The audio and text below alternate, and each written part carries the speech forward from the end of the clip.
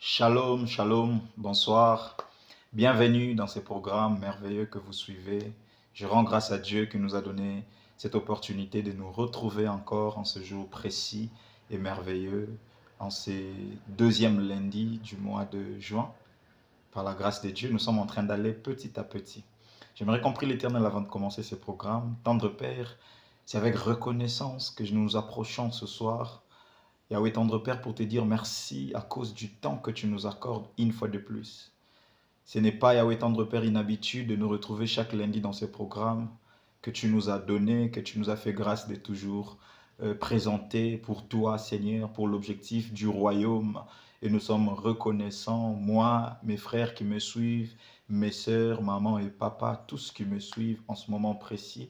Père, moi je te rends grâce parce que tu l'as fait, non pas pour que nous puissions tirer gloire, mais pour que toi tu trouves, Yahweh tendre Père, les plaisirs de te réjouir au fait que ta parole est annoncée et que de part et d'autre les hommes sont touchés, afin que Jésus-Christ, d'une manière ou d'une autre, nous nous préparions à ton retour, Yahweh tendre Père, qui est si évident dans peu de temps. Je te prie de parler à quelqu'un ce soir au travers du message et du messager que tu t'es choisi ce soir. Moi et tous mes frères, nous voulons juste t'écouter, afin que Jésus-Christ, par ta parole, que nos cœurs soient transformés et que nous arrivions à te ressembler, toi, Jésus-Christ, notre modèle. Au nom précieux de Jésus, j'ai ainsi prié. Amen. Je suis heureux, je suis le frère Gloire Kianda qui vous présente ces programmes dans cet espace que nous a offert le ministère Yesunanu. Et en ce début de mois de juin, sinon en ce mois de juin, je nous avais dit depuis le lundi passé que Dieu m'avait mis à cœur de ne pas être l'intervenant dans ces programmes, mais de faire intervenir beaucoup d'hommes de Dieu. Et vous aviez déjà compris depuis le lundi passé la forme dans laquelle je voulais faire intervenir certaines personnes. Ce n'était pas de manière directe, mais de manière indirecte.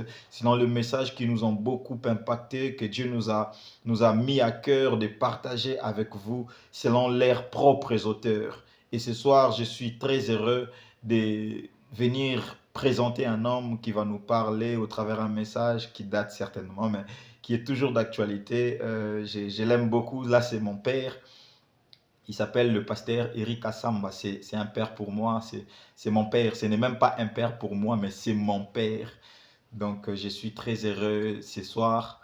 Si vous avez toujours l'habitude de me suivre, aujourd'hui, vous allez suivre mon père qui s'appelle le pasteur Eric Assamba. Je ne saurais pas trop parler pour lui, trop parler sur lui. C'est un père rempli d'amour, un père qui, je ne sais pas quels sont les mots que je pourrais vraiment utiliser quand je dois parler de lui. Je vous laisserai certainement découvrir la profondeur dans tout ce que l'Éternel fait sortir au travers de sa bouche. Il nous apporte un message que vous allez certainement découvrir intitulé « Qui es-tu » Et donc j'aimerais que nous puissions suivre avec attention ces messages et avec nous, nous nous retrouvons juste après. Je vous souhaite donc bonne audition pour ces messages-là.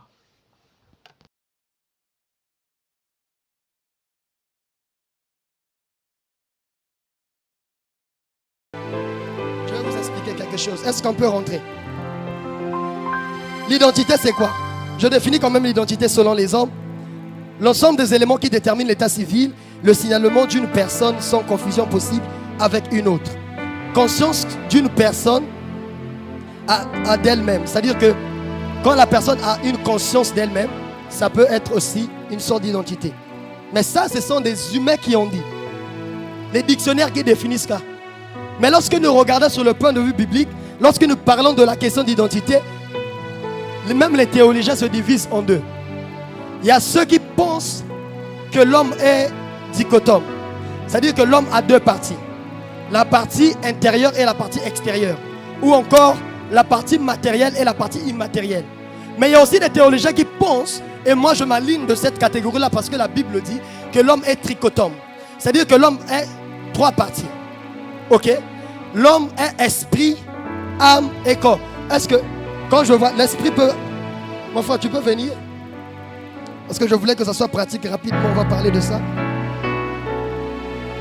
Ok. Donc, l'homme au départ, il est esprit. Ok.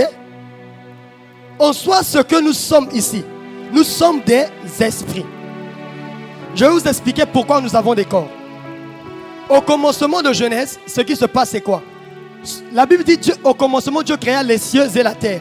Mais juste en bas, on voit que la terre avait un problème. La terre était informe et vide. Mais nulle part, on nous parle que les cieux avaient un problème. Et quand on voit le commencement de Genèse, en soi, ce que Dieu est en train de faire, c'est pour mettre, c'est-à-dire étendre son pouvoir qui était dans les cieux sur la terre. Et par rapport à ça, il devrait donner la matière à ce qui était spirituel. Voilà pourquoi vous avez l'impression dans Genèse 1 et Genèse 2, c'est comme si Dieu crée les choses deux fois. Il dit, c'est comme s'il répète. Il dit, c'est comme s'il répète. En soi, d'abord, il crée et puis il donne la forme. Parce que sur cette terre, pour rentrer sur cette terre, il faut avoir le corps. Est-ce que le corps peut avancer?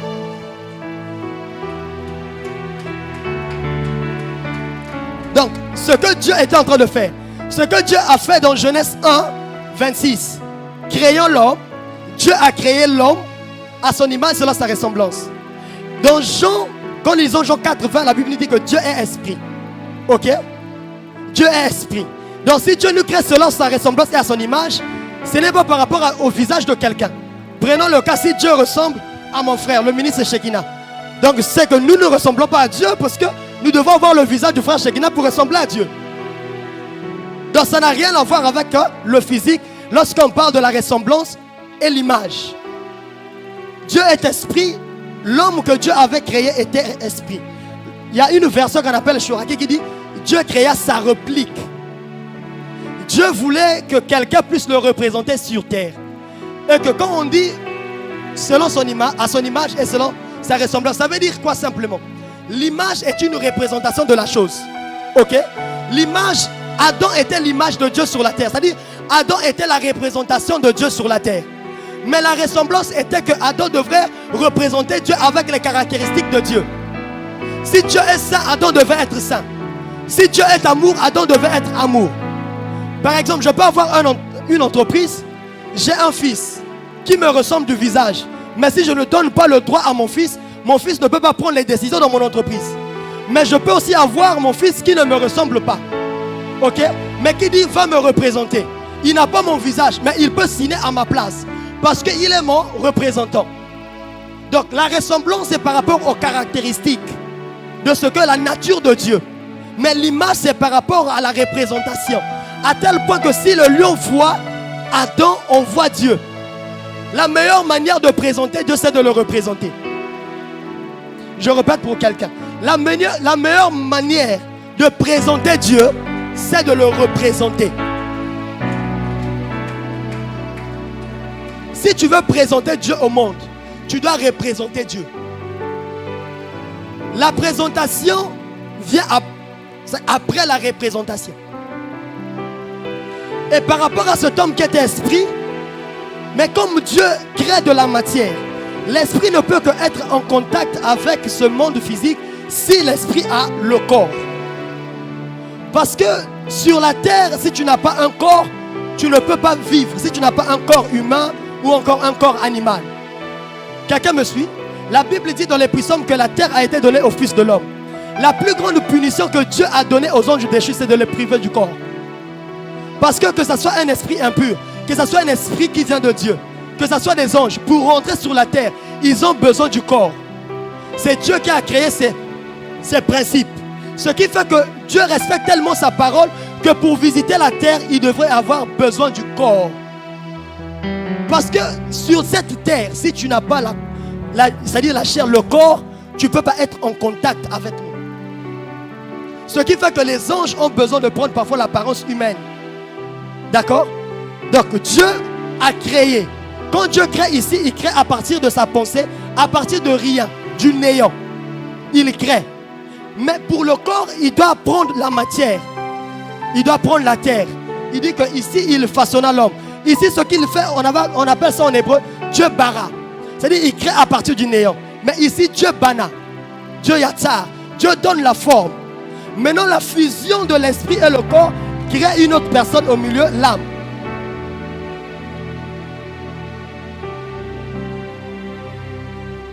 Ce qui fait que Dieu prend cet esprit, il souffle dans ce corps, et la Bible dit, Adam devient quoi? Une âme vivante. Et ce qui fait que l'homme est est un esprit possédant une âme, habitant dans le corps. Ok? Quand vous comprenez ce principe-là, vous allez comprendre la séparation de ces trois entités et vous saurez quand il y a un problème, ça se trouve à quel niveau. Est-ce que c'est au niveau de l'âme, au niveau de l'esprit ou au niveau du corps? Waouh! L'heure en tout cas va nous poser problème. Et la Bible nous dit dans 1 Thessaloniciens que nous venons de lire, 5, 23, que tout votre être entier, c'est-à-dire tout votre être entier, ok, soit irrépréhensible. Esprit, âme et corps. Et pour ceux qui pensent que l'homme est seulement deux parties, il y a un problème. Parce que Hébreux 4, 12 nous dit que la parole de Dieu, elle est tranchante, capable de séparer âme et esprit. Vous voyez? Donc si la parole peut séparer âme et esprit, ça veut dire que esprit et l'âme ne sont pas la même chose. Ces deux parties de l'homme sont bien distinctes. Si je peux prendre une image, c'est par rapport même à l'œuf. Vous voyez, dans l'œuf, il y a la coquille, il y a le jaune d'œuf et il y a le liquide blanc. Ok? C'est tout ça qui constitue l'œuf. Donc c'est ces trois choses-là qui constituent l'homme. L'homme est un esprit. Mais l'esprit a besoin de l'âme. Et l'âme a besoin du corps. Ce qui se passe, c'est quoi exactement? Je vais essayer d'expliquer ces choses. Que Dieu me fasse grâce. Au niveau de l'esprit ici, nous avons ce qu'on appelle la communion, la conscience et l'intuition. Ok? Au niveau de l'esprit, nous avons la communion avec Dieu, nous avons la conscience et nous avons l'intuition. Au niveau de l'âme, nous avons ce qu'on appelle les désirs, les émotions, la volonté, les sentiments et même l'intelligence. Vous allez voir que ici, il y a comme l'intelligence qui se frotte avec les deux parties. Ok, je vais vous expliquer cela. Ici, quand on parle le jeu, quand quelqu'un dit je, moi, c'est au niveau de l'âme. Maintenant, le corps ici est comme le véhicule de ces deux êtres. Ok? Ce qui se passe ici, c'est quoi? Nous avons les 5 sens qui nous permettent d'être en contact avec le monde. Par la vue, par l'ouïe, l'odorat, le toucher et par quoi encore? Le goûter. Ok, merci. Et maintenant, comme ces trois entités sont représentées, le problème qui se passe, c'est quoi? C'est que Dieu voulait que l'esprit donne des ordres à l'âme, l'âme puisse être coopérative par rapport à l'esprit et ensemble qu'ils puissent guider le corps. Parce que Dieu n'a pas créé des automates. Dieu a créé l'homme libre avec la volonté. Quand Adam et Ève ont péché, ils ont péché, c'est-à-dire volontairement. On ne pouvait pas dire qu'ils ne savaient pas, ils savaient. Ok? Ce que tu es en réalité, c'est l'esprit, tu as une âme et tu habites dans un corps. Donc ton physique n'a rien à voir d'abord avec Dieu. Ok? On ne peut pas connaître les profondeurs d'un homme en le regardant seulement par son physique. Il se peut que tu sois d'une apparence peut-être mince, courte, grosse. Ce n'est pas ce qui te définit. Ce qui te définit, c'est que tu es un esprit et tu as une âme. Mais quand Adam a péché, ok, volontairement Ève, ce qui se passe, c'est quoi? L'esprit est mort. L'esprit peut passer derrière et l'âme peut reste derrière ici. Maintenant, les deux parties sont restées dans l'homme. À un moment, l'homme est devenu âme et corps. Parce que l'esprit ne cohabite pas avec le péché. L'esprit est retourné à Dieu. Ok? Et l'âme, maintenant corrompue, l'âme maintenant commence à guider le corps. Maintenant, l'âme ici, parfois l'âme subit les influences du corps. Quand le corps veut quelque chose, l'âme cède. Des fois, l'âme lutte pour dire ce que je veux faire, c'est mal. Mais tu te retrouves à faire ce qui est mal parce que les sensations du corps deviennent tellement fortes que tu n'arrives plus à contrôler. Aussi longtemps que l'esprit n'est pas, il y a déséquilibre dans l'homme. Parce que la Bible nous dit qu'en réalité, l'homme c'est l'esprit. Mais si l'esprit n'est pas l'âme, les désirs de l'âme, les volontés de l'âme, les sentiments de l'âme sont maintenant penchés de manière à courir vers le mal. Parce que l'esprit c'est la lumière. Quand la lumière s'éteint, ce qui se passe c'est que l'âme devient dans les ténèbres. Et les œuvres ténébreuses maintenant deviennent maintenant notre quotidien. Ok? Quelqu'un me suit jusque là? Ça, c'est ce qui se passe pendant la chute. Maintenant, qu'est-ce qui va se passer? Quand l'homme reçoit maintenant l'Esprit de Dieu, ok? Et que l'homme renaît maintenant, l'Esprit renaît. Quand l'Esprit renaît, wow. Quand l'Esprit renaît ici, ce qui se passe maintenant, c'est quoi? L'homme a déjà grandi. L'âme a eu à prendre des décisions. Ok? Et le corps aussi a eu à vivre certaines expériences. Mais l'esprit qui naît ici, c'est un bébé esprit. Ok? C'est un esprit qui est bébé. Qui aime les choses de Dieu, mais qui ne fait pas du poids par rapport à l'âme qui est déjà enracinée. Ce qui fait que maintenant, il y a un combat entre âme et esprit qui doit gouverner dans le corps. Ce qui se passe, même notre salut. On nous dit que nous avons été sauvés, nous serons sauvés et nous sommes en train d'être sauvés. Le salut se conjugue en trois manières. Quand on dit nous avons été sauvés, c'est l'esprit. L'esprit, lorsque nous mourons, l'esprit retourne à Dieu. L'esprit ne rentre pas en jugement. L'esprit retourne à Dieu. L'âme va en jugement parce que c'est le siège de la décision. C'est l'âme qui prend les décisions. Ok? Et le corps retourne à la poussière. La Bible dit que tu es poussière, tu vas retourner à la poussière. C'est l'âme qui prend des décisions, qui se présente devant Dieu. Maintenant, la chose c'est ceci.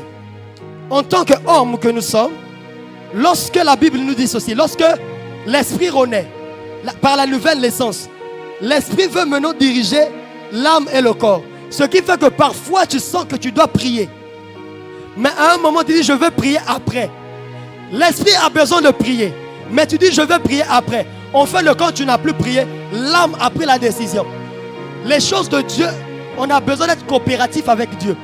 Dieu ne nous parle pas ici ni ici. Dieu nous parle au niveau de notre esprit. Et c'est notre esprit qui communique à l'âme. Mais l'âme aussi peut agir comme la censure. L'âme peut censurer certaines choses. Vous me comprenez? L'âme peut décider quoi prendre, quoi ne pas prendre. Dans tous les domaines, même dans le prophétique.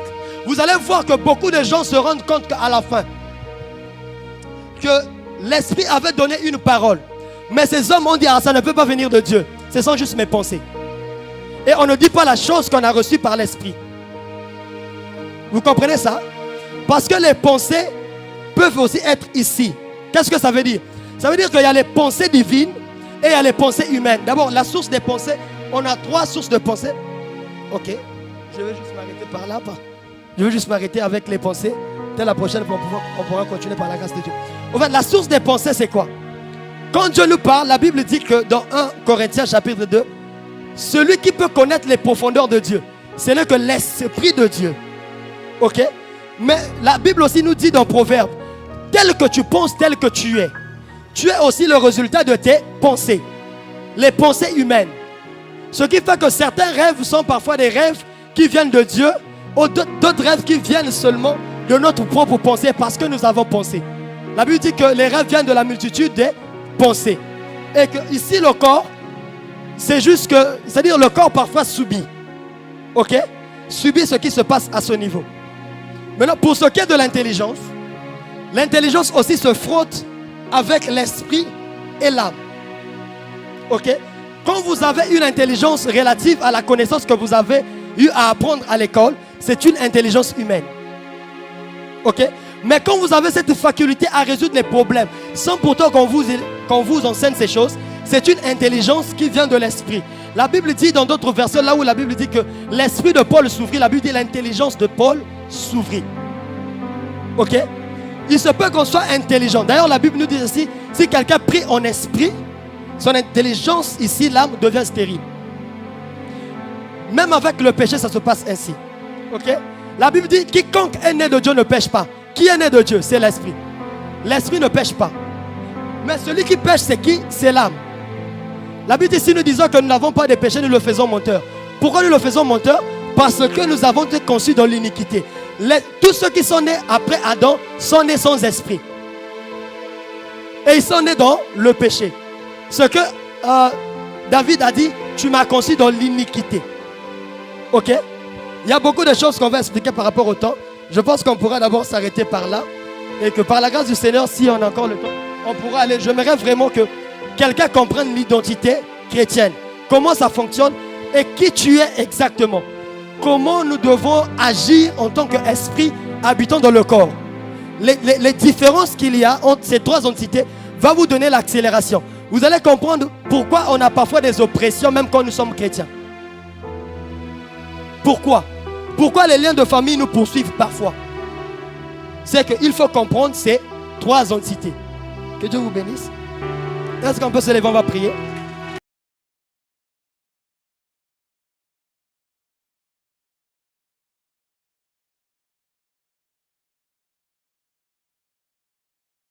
Waouh, quel message puissant et merveilleux. Oh, merci beaucoup Seigneur pour la vie de ces merveilleux hommes de Dieu. Papa, là où vous êtes, que Dieu vous bénisse énormément si vous avez l'occasion de nous suivre. Nous bénissons Dieu pour votre vie et pour tout ce que vous faites pour l'Église corps de Christ et surtout pour notre personne. Vous nécessitez de vous investir en nous et nous sommes infiniment reconnaissants. Nous prions Dieu qu'il vous accorde encore longue vie et que votre ministère explose encore davantage. Nous allons prier l'Éternel. Seigneur Dieu, nous te disons merci. Merci pour ce message que tu nous as transmis au travers de ces pères que tu nous as donnés. Mais aussi cette bénédiction et cette grâce pour tous ceux qui le suivent et pour toute l'Église corps du Christ.